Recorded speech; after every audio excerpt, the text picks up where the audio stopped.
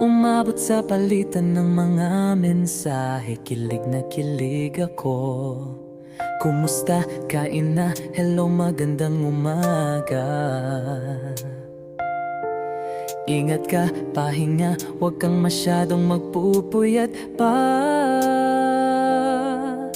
Naramdaman ng puso na dahan-dahan akong nahuhulog sa'yo.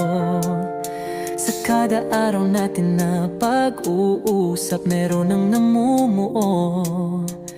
Hindi ko na alam kung ano ang patutunguhan.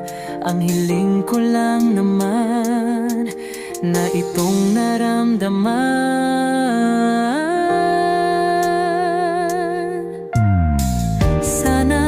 Sana naman ay mapagbigyan na at na